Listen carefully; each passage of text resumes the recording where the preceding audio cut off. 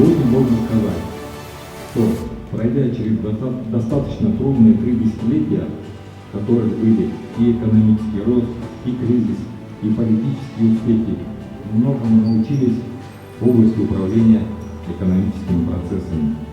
Это тоже в немалой степени является результатом исторического решения о ведении СОМа.